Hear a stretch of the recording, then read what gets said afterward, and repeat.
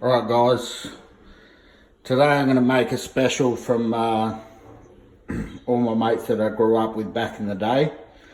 We're going to do a beef ragu. And I've got some carrot, celery, onion, garlic, some nice gravy beef here. And I'm going to start toasting a few things off now. Garlic's in, heaps of olive oil. Heaps of olive oil.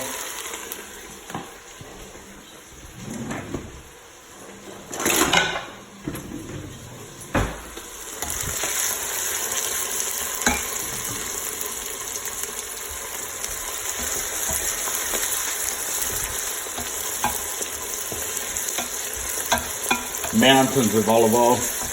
I remember watching them cook at Lucia's and there was always at least a half a centimetre of oil on top of the sauce every time I cooked it.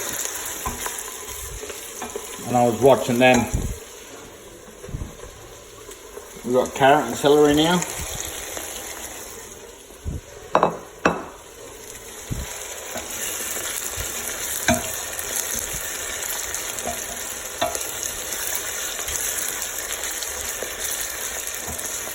Gonna go for a little while. But while we're doing that, we're gonna brown up our meat.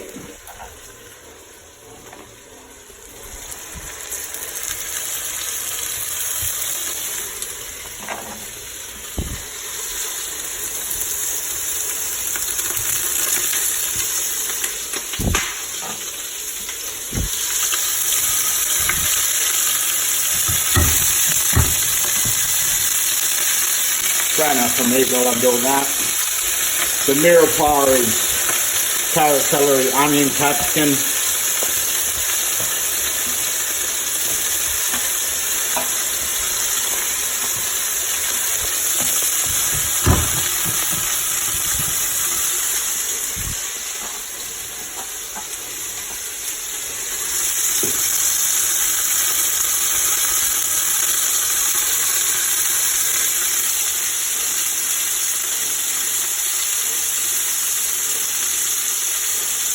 That's all happening here.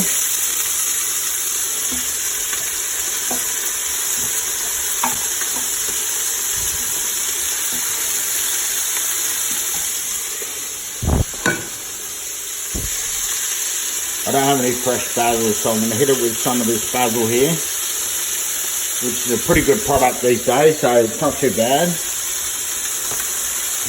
Toast that off a little bit. And a lot of this recipe comes from my brother's wife, Susie Cruz, as you develop flavour. And we're going to use paprika today. We use salt, sugar, paprika, basil, a little bit of the magic powder, which I always use, just a little bit. Meat's toasting along nicely.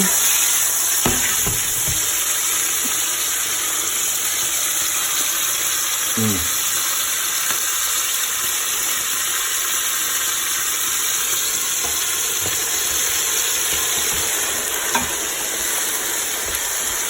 bit of mist going around here because we can't really see it properly, but it's alright. In a minute I'll put that garlic in because I don't want the garlic to cook too much.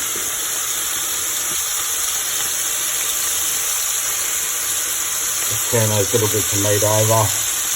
Don't mind the hands, they've all been washed. It's all good.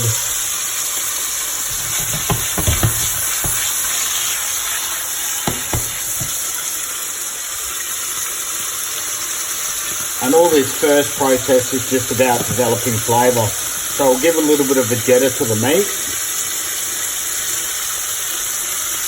A little bit of the magic powder there. Just a little bit, just to get it going while it's cooking. And now our sauce. Last couple of bits of meat. Didn't want the pan to get too cold. While we're doing that, we wouldn't have got the browning that we wanted. So I've got my garlic now.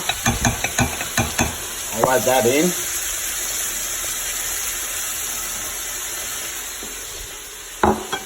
Add in the garlic.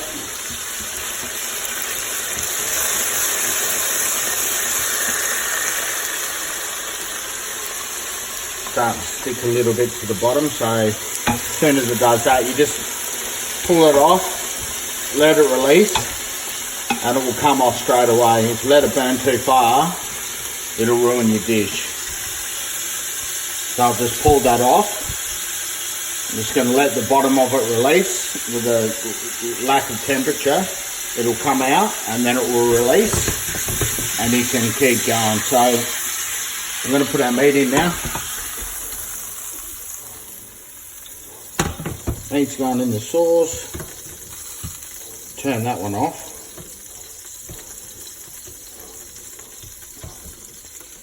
That's it.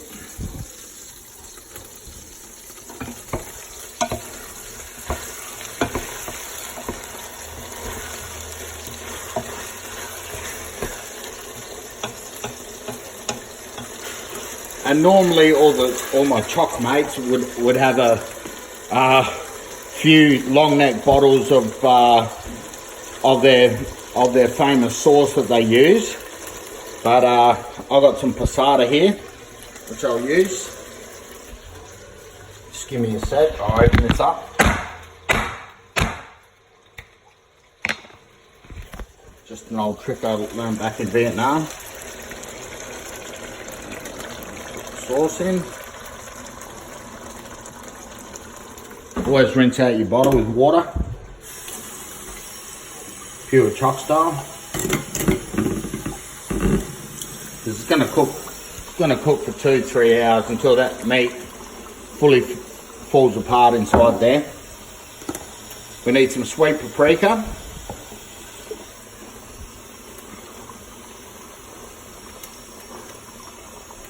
That's the Spanish element of this.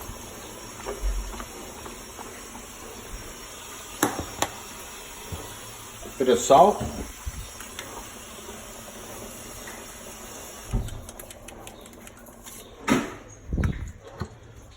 Another can of tin tomatoes.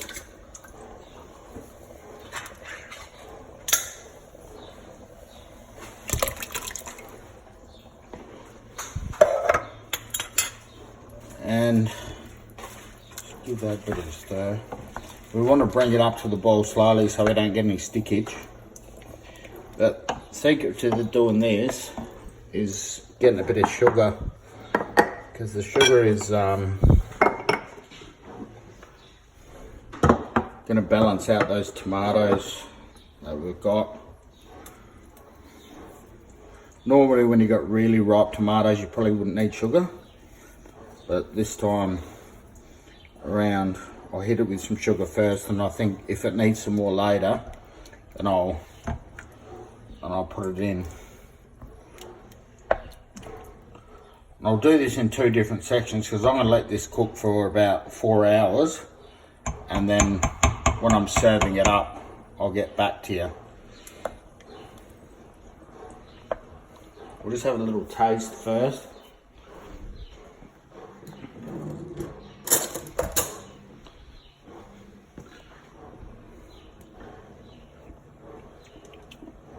Yeah, it's perfect.